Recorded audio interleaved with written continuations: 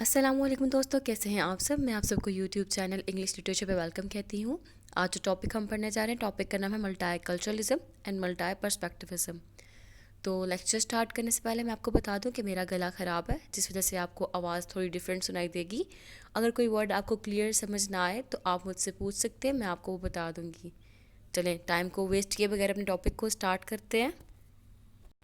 जैसा कि आप जानते हैं, जो हम टॉपिक आज डिस्कस करने लगे हैं वो टॉपिक है मल्टी कल्चरलिज्म एंड मल्टी पर्सपेक्टिविज्म। तो हम वन बाय वन डिस्कस करते हैं इस टॉपिक को। पहले बात कर लेते हैं हम लोग मल्टी कल्चरलिज्म की, कि व्हाट इज़ मल्टी कल्चरलिज्म। तो मल्टी कल्चरलिज्म को समझने के लिए हम लोग को पता होना चाहिए कि व्हाट इज़ कल्चर। तो पहले हम लोग कल्चर की बात करते हैं। कल्चर जो है ना, वो एक अम्ब्रेला टर्म है, एक वास्ट टर्म है, जो बहुत ज़्यादा डिफरेंट मीनिंग्स को अपने अंदर घेरे हुए है। Ideas, customs and social behaviour of a particular people और society is known as culture, या फिर man made environment is known as culture. तो कल्चर के ऊपर जितनी डिबेट करेंगे उतनी कम है, क्योंकि इसके ऊपर हज़ारों के करीब डेफिनेशंस निकल आती हैं। तो हम कह सकते हैं कि ये एक वास्ट टर्म है, एक अम्ब्रेला टर्म है, जिसके अंदर सब कुछ इनकम पास कर रहा है। हमारा खाना, हमारा पीना, हमारा सोना, हमारा जागना, हमारी लैंग्वेज, ठीक है, हमारा बोलना, ईच एंड एवरीथिंग, ठीक है, इसमें इनकम पास करती है। तो ये तो हो गया कल्चर। फिर मल्टाई कल्चर क्या होता है। मल्टाई वर्ड मल्टाई जो है ना, वो होता है ज़्यादा के लिए यूज़, जिसको हम लोग मल्टी भी बोलते हैं, ठीक है, मल्टी कल्चर। तो मल्टाई जो होता है वो होता है एक से ज़्यादा के लिए, ठीक है। तो जब हम एक से ज़्यादा कल्चर की बात करें, it means we are concern with the multi culture, ठीक है। और what is multiculturalism, it means कि काफ़ी ज़्यादा कल्चर्स इकट्ठे रह रहे हैं, ठीक है, इन अ वन प्लेस। मिसाल के तौर पे पाकिस्तान में Punjabi culture, Sindhi culture, Balochi culture, Afghani culture, Hindu culture, ठीक है, मल्टीपल कल्चर्स इकट्ठे रह रहे हैं। तो ये जो मल्टीपल कल्चर्स इकट्ठे रह रहे हैं, इनकी हम जब स्टडी करते हैं ना, उस स्टडी को कहते हैं मल्टी कल्चरलिज्म। तो फिर अगर हम कहें कि मल्टी कल्चरलिज्म ऐसी चीज़ होती है जिसके अंदर जो कल्चरल डाइवर्सिटी दिखाई जाती है, या डाइवर्स कल्चर जो है वो इकट्ठे रह रहे होते हैं, तो ये बात गलत नहीं होगी। सो multiculturalism is the way in which a society deals with cultural diversity. अब वो डाइवर्सिटी किस तरह की होती है, वो दोनों लेवल पे होती है, नेशनल भी और कम्युनिटी भी। तो ठीक है, तो नेशनल और कम्युनिटी दोनों लेवल पे जब डाइवर्सिटी की बात की जाए, तो वो क्या होता है सोसाइटी के अंदर, वो मल्टी कल्चरलिज्म होता है। और जो ये कल्चरल डाइवर्सिटी है, ये इमिग्रेंट्स के थ्रू भी हो सकती है और इम्पीरियलिज्म के थ्रू भी होती है, ठीक है। एक टर्म है हमारे पास, वो है ब्रेन ड्रेन। ये जो ब्रेन ड्रेन टर्म है ना, इसमें क्या बताया जाता है, इसमें ये बताया गया है कि हमारे जितने भी इंटेलेक्चुअल फेलोज़ हैं वो कहाँ चले गए हैं, वो वेस्ट में चले गए हैं, ठीक है, और वहाँ पे जाके रह रहे हैं। और क्या हुआ इससे, जो वेस्ट है, ना सिर्फ वहाँ पे इंग्लिश हुए, बल्कि वहाँ पे नॉन नेटिव स्पीकर्स भी हुए, वहाँ पे ब्लैक्स भी हुए, ठीक है। वहाँ पे हमारे पाकिस्तानी भी रहते हैं, वहाँ पे इंडियंस भी रहते हैं, वहाँ पे डिफरेंट नेशन से आए हुए लोग भी रहते हैं, डिफरेंट कंट्रीज से आए हुए लोग भी रह रहे हैं। तो इसका मतलब क्या हो गया, इस टाइम पीरियड पे जो वेस्ट कंट्री है वो क्या है, मल्टी कल्चरल कंट्री है, क्योंकि वहाँ पे डिफरेंट कल्चर्स आके रह रहे हैं, डिफरेंट नेशंस आके रह रहे हैं। और अगर हम होमी के भाभा के वर्ड्स में बात करें, तो वहाँ पे हाइब्रिडिटी है, पिक एंड मिक्स है। हाइब्रिडिटी कहते हैं डिफरेंट कल्चर्स जब एक ही जगह पे इकट्ठे रह रहे हों, ठीक हो गया। नेक्स्ट बात करते हैं हम लोग अब कल्चर की डाइवर्सिटी के लिहाज से। लेकिन डाइवर्सिटी के लिहाज से बात करने से पहले मैं आपको बताती चलूँ कि how to deal with multiculturalism, कि जब डिफरेंट कल्चर्स इकट्ठे रह रहे हों तो हम लोगों ने कैसे उसको डील करना है, डिफरेंट कल्चर्स को कैसे डील करना है हम लोगों ने। तो इसका की पॉइंट है टॉलरेंस। बिल्कुल, हमने उस टाइम पीरियड पे टॉलरेंस रखनी है। और सेकंड क्वेश्चन, कि मल्टी कल्चरलिज्म गुड है या बैड है, तो ये गुड भी है और ये बैड भी है। ये गुड किस तरह से है, एक्चुअली गुड है क्योंकि इसके अंदर हम लोगों को जो है ना अपना ट्रेडिंग जो है उसमें इजाफा करने का एक सोर्स मिलता है, कम्युनिकेशंस बनाने का एक मतलब सोर्स मिलता है, आपस में डिफरेंट कल्चर्स को एक्सचेंज करने का हम लोग का एक ज़रिया बनता है ये। हम लोग दूसरे कल्चर्स के बारे में जान पाते हैं, अंडरस्टैंड कर पाते हैं, दूसरी लैंग्वेजेस सीखते हैं। तो एक्चुअली में तो गुड है, लेकिन अगर हम लोग कंट्रोल ना करें इसके ऊपर, ठीक है, तो ये क्या होगा, ये वर्स हो जाएगा, बैड भी नहीं वर्स हो जाएगा। क्यों? क्योंकि हम लोग अपनी लैंग्वेज को खो बैठते हैं। जैसा कि आप प्रेजेंट टाइम पे देख ले, मैं अगर पढ़ा रही हूँ आपको तो मैं ज़्यादातर इंग्लिश के वर्ड्स यूज़ कर रही हूँ, क्योंकि मेरी उर्दू इतनी अच्छी नहीं रही और डेफिनेटली आपकी भी नहीं रही, ठीक है, अनफॉर्चुनेटली ऐसा है। और अगर आप हिंदी स्पीकर हैं तो सेम केसेस विद यू, आपके साथ भी यही केस है कि आपकी भी हिंदी इतनी अच्छी नहीं रही। क्यों?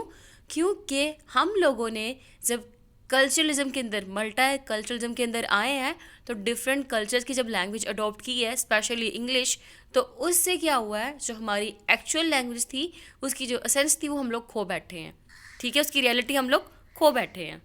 और ये कॉन्सेप्ट सिर्फ लैंग्वेज तक महदूद नहीं है। अगर हमारे ड्रेसिंग की बात की जाए, हमारे हेयर स्टाइलिंग की बात की जाए, ठीक है, हर लिहाज से ये कॉन्सेप्ट अडॉप्ट किया गया है। जैसे कि हमारे खाने की बात की जाए, हम पास्ता खाते हैं, हम पिज़्ज़ा खाते हैं, शवारमा खाते हैं, बर्गर खाते हैं, हालांकि हमारी ट्रेडिशनल डिशेस ये नहीं हैं। तो इसीलिए इट कैन बी वर्स। तो इसीलिए आपको इसके ऊपर थोड़ा सा कंट्रोल रखना होगा। नेक्स्ट है, जो हम बात करने लगे वो है कल्चरल डाइवर्सिटी की थेरीज़ की, ठीक है, मल्टी कल्चरलिज्म की थेरीज़ की। तो मल्टी कल्चरलिज्म की दो मेन थेरी हैं, जिसमें एक आती है मेल्टिंग पॉट थेरी, एक आती है सैलेड बाउल थेरी। तो वन बाय वन डिस्कस करते हैं इन दोनों को। पहले बात करते हैं मेल्टिंग पॉट थेरी की। इसमें इमिग्रेंट्स आते हैं और आने के बाद क्या करते हैं, जिस जगह पे वो आए हैं वो उसमें एसिमिलेट हो जाते हैं, उसमें मिल जाते हैं, ठीक है। तो मेल्टिंग पॉट थ्योरी के अंदर बताया होता है कि समथिंग जो मेल्ट हो जाए और उसमें मिल जाए। जैसे पानी है ना, बर्फ़ है, तो हम अगर बर्फ़ को पानी में रख दें तो वो बर्फ़ भी थोड़ी देर बाद मेल्ट होके उसमें एसिमिलेट हो जाती है, ऐसे ही है ना। तो same is the case with this theory. इसमें क्या होता है, जो लोग हैं वो दूसरी जगह से आए हैं यहाँ पे, मिसाल के तौर पर अफ़गानिस्तान से पाकिस्तान में आए हैं। तो जब वो अफ़गानिस्तान से पाकिस्तान में आए हैं, उस टाइम पीरियड पे क्या हुआ था, उनका अपना कल्चर था, अपना लैंग्वेज था, ठीक है, अपना वे ऑफ लिविंग स्टाइल था। तो जब वो पाकिस्तान में आ गए और पाकिस्तान में रहने लगे, तो उसके बाद वो क्या हो गए, पाकिस्तान के कल्चर में एसिमिलेट हो गए, मिक्स हो गए। उन्हें कर दिया, अपना जो कल्चर था उनका उसको साइड पे रख दिया, छोड़ दिया, और जो इनका कल्चर था पाकिस्तान का वो अडॉप्ट कर लिया। तो जो पाकिस्तान का कल्चर कम्प्लीटली एक्सेप्ट कर लिया और अपना कल्चर कम्प्लीटली लीव कर दिया, तो ये क्या हुआ, एसिमिलेशन। और ये क्या कहलाता है, ये कहलाता है मेल्टिंग पॉट थेरी। और इस थेरी के अबाउट जो नेगेटिव व्यूज़ हैं, वो नेगेटिव व्यूज़ क्या है, वो ये है कि ऐसा हो ही नहीं सकता, क्योंकि कोई भी इंसान है वो अपनी रियलिटी जो है उसको छोड़ ही नहीं सकता, जहाँ से वो बिलोंग करता है उसको वो छोड़ ही नहीं सकता। अब बात करते हैं नेक्स्ट थेरी की, जो कि है सैलेड बॉल थेरी। अब सैलेड बाउल थेरी कैसे की होती है, जैसा कि आप सलाद खाते हैं, उसके अंदर खीरा भी होता है, प्याज भी होता है, टमाटर भी होता है, लेमन भी होता है, और सब कुछ नज़र आ रहा होता है सेपरेटली, सब कुछ क्लियर होता है। तो same is the case with this theory, इसके अंदर भी सब कुछ क्लियर है, एवरीथिंग इज़ क्लियर। जो इंडिविजुअल के ट्रेड्स हैं, उसके जो कल्चर के ट्रेड्स हैं वो उस इंडिविजुअल के अंदर दिखाई देते हैं, ठीक है। फॉर एग्ज़ाम्पल, अगर मैं अफ़गानिस्तान से बिलोंग करती हूँ और मैं पाकिस्तान में आई हूँ, तो जब मैं पाकिस्तान में आ गई हूँ, मैं टोटली एसिमिलेट नहीं हो गई। मेरे पास मेरे कल्चरल ट्रेड्स हैं और मैं अपने कल्चरल ट्रेड्स को लेके चल रही हूँ। इन सिंपलेस्ट वर्ड्स कि मैं जो हूँ मैंने अपने कल्चर को नहीं छोड़ा, मेरे पास मेरा कल्चर भी है और मैंने आपके कल्चर को भी कुछ हद तक अडॉप्ट किया है, ठीक हो गया। तो ये क्या हो गया, ये सैलेड बॉल थेरी हो गया, कि जिसमें इंसान अपना कल्चर भी रखता है और दूसरे के कल्चर को भी थोड़ा बहुत अडॉप्ट करता है, ठीक है।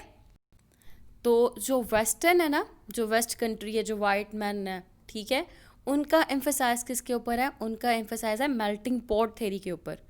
वो कहते हैं कि ना, जब कोई भी इंडिविजुअल अपनी कंट्री छोड़ के या अपनी सोसाइटी छोड़ के वेस्ट में जाए, तो क्या करे, वो टोटली असिमिलेट हो जाए वेस्टर्न कल्चर के अंदर, ठीक है, वो अपना पूरा का पूरा कल्चर छोड़ दे और वो इनके कल्चर के अंदर जो है डूब जाए।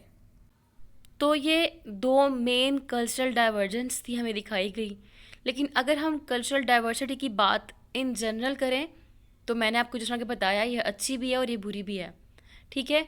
तो हमारे लिए ये बुरी है कब, अगर हम टोटली कल्चर, जो डाइवर्स कल्चर है उसके अंदर एसिमिलेट हो जाए, अपने कल्चर को छोड़ दें, जैसा कि वेस्ट ने कहा अपने कल्चर को छोड़ दिया जाए और उनके कल्चर को अडॉप्ट कर लिया जाए, तो ये हमारे लिए एक्चुअली में हार्मफुल है।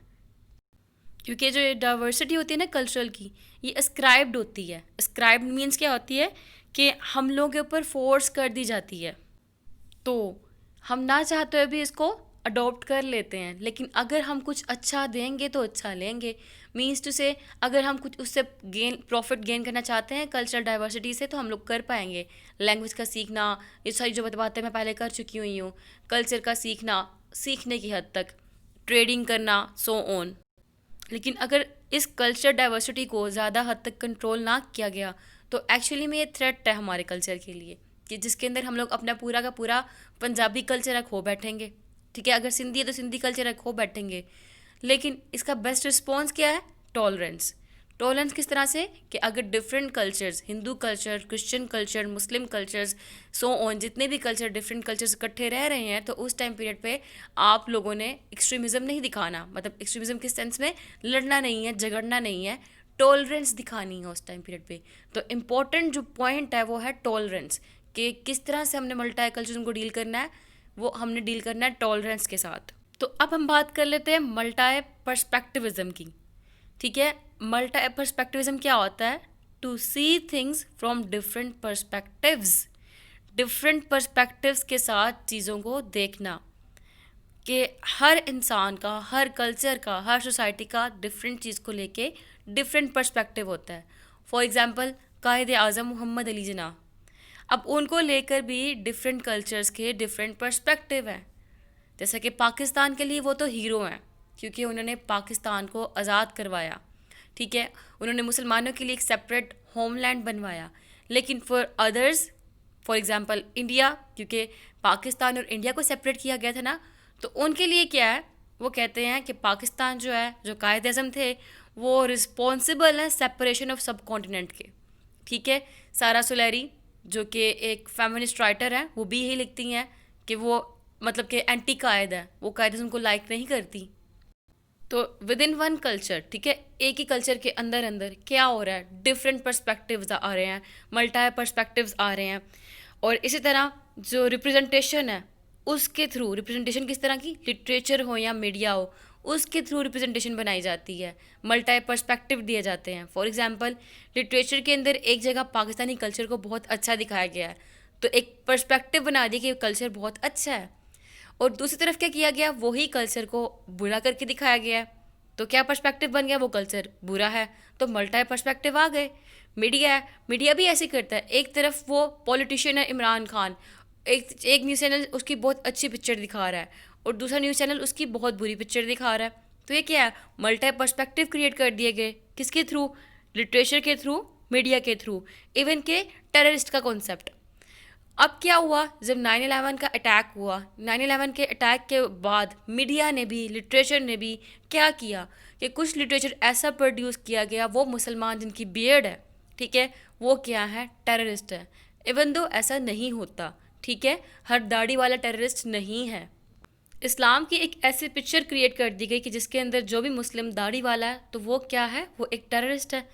ये क्या किया गया, रिप्रेजेंटेशन की गई, ये एक पर्सपेक्टिव क्रिएट किया गया थ्रू मीडिया, थ्रू लिटरेचर।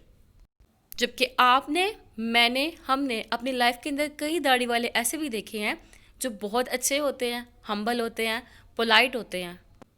तो ये क्या हो गया, ये मल्टी कल्चरलिज्म के अंदर मल्टी पर्सपेक्टिव क्रिएट कर दिया गया थ्रू लिटरेचर एंड मीडिया।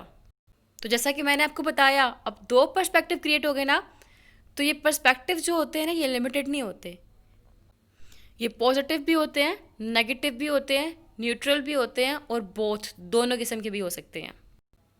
अब बात करते हैं इसकी और बात करूँ तो मैं आपको बता दूँ, जैसा कि हमारे पास है यूरोसेंट्रिसिज्म।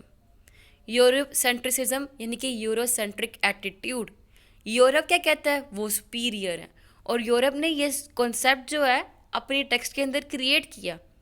जब तक के विक्टोरियन टाइम पीरियड आया, यानी कि जितने भी क्लासिक्स लिखे गए, उनके अंदर आप देख सकते हैं ये जो एटीट्यूड है, ये बायस्ड व्यू प्रेजेंट है, ठीक है। तो वो क्या किया उन्होंने एक डिस्कोर्स क्रिएट कर दी ये चीज़ कि यूरोप सुपीरियर है, यूरोप की एक बेस है। अब यूरोप को बेस बनाएं, स्टैंडर्ड बनाएं और इसी को लेकर अपने लिटरेचर को जज करें, इसी को लेकर अपने कल्चर को जज करें।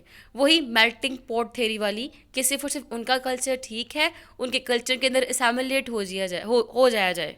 लेकिन ये जो मल्टी कल्चरलिज्म है, उसने क्या किया, उसने जो यूरोसेंट्रिक एटीट्यूड था ना, उसको चैलेंज कर दिया। क्यों? उसने कहा कि नहीं, सिर्फ और सिर्फ एक कल्चर जो है ना वो एग्जिस्ट नहीं करता, मल्टीपल कल्चर एग्जिस्ट करते हैं। सिर्फ और सिर्फ यूरोप को जो है ना आप स्टैंडर्ड ना बनाएं, यूरोप को बेस ना बनाएं। देर आर मल्टीपल कल्चर्स, और जो मल्टीपल कल्चर्स हैं उनके अपने व्यूज़ हैं, ठीक है, उनके अपने पर्सपेक्टिव्स हैं। तो वो अपने पर्सपेक्टिव से, मल्टीपल पर्सपेक्टिव से मल्टीपल कल्चर्स को देखते हैं, ना कि यूरोसेंट्रिक एटीट्यूड के साथ। तो इसी के साथ साथ जो है ये एक लिबरलिज्म बेस्ड भी है, मल्टीकल्चरलिज्म। किस तरह से? क्योंकि ये फ्रीडम की बात करता है, freedom of thought, freedom of action and speech, क्योंकि हर इंसान को फ्रीडम हो, वो अपना व्यू दे सके, अपना पॉइंट ऑफ व्यू शेयर कर सके, अपना पर्सपेक्टिव शेयर कर सके, ठीक है। और ये अगेंस्ट है रेसिज्म के। किस तरह अगेंस्ट है? मल्टीकल्चरलिज्म, मल्टी पर्सपेक्टिविज्म इस तरह से अगेंस्ट है क्योंकि अगर रेसिज्म हो तो कोई भी कल्चर इकट्ठा ना रह सके, ठीक है। तो इसलिए हमें मल्टीकल्चरलिज्म ने सिखाया कि हम लोग टॉलरेंस के साथ इकट्ठे रहें। टॉलरेंस नेसेसरी है और हर कल्चर जो है वो इक्वालिटी के साथ रहे आपस में, ठीक है, और मल्टीपल व्यूज़ को शेयर करते हुए रह सकता है। जैसा कि अब काऊ है, ठीक है, इंडिया के लिए काऊ का कॉन्सेप्ट और है और पाकिस्तानीज़ के लिए काऊ का कॉन्सेप्ट और है, ठीक है। तो ये क्या हो गया? मल्टी कल्चरिज्म के अंदर मल्टी पर्सपेक्टिव्स आ गए, ठीक है। जबकि अब इंडिया है, इंडिया के अंदर मुस्लिम भी रह रहे हैं, क्रिश्चियंस भी रह रहे हैं और डिफरेंट जो है रिलीजन से बिलोंग करते हुए लोग भी रह रहे हैं, ठीक है। अब उस टाइम पीरियड पे क्या हो गया, जो काऊ है, गाय है, उसको लेके जो हिंदू है उनका कॉन्सेप्ट और होगा, मुस्लिम्स है उनका कॉन्सेप्ट और होगा, क्रिश्चियनिटी का कॉन्सेप्ट और होगा, ठीक है। तो डिफरेंट जो रिलीजन है और डिफरेंट जो कल्चर्स हैं, जब वो इकट्ठे रह रहे होते हैं एक ही टाइम पीरियड के अंदर, एक ही सोसाइटी के अंदर, तो वहाँ पे क्या होता है, मल्टी पर्सपेक्टिव जो है वो अराइज हो जाते हैं। और उस टाइम पीरियड पे क्या होता है, इंस्टेड ऑफ रेसिज्म, ठीक है, आपको लड़ने की बजाय उस टाइम पे करना होता है, टॉलरेंस करनी होती है, ठीक हो गया। तो यहाँ पे हम लोग जो अपना टॉपिक है वो कंप्लीट कर चुके हैं। आपको कोई भी क्वेश्चन है तो आप पूछ सकते हैं। Thank you so much for watching this video. Please subscribe our channel and share this video with your friends too. आपका एक सिंगल शेयर जो है ना वो हमारे लिए बहुत ज़्यादा मैटर करता है। दुआ में याद रखिएगा। अल्लाह हाफिज़।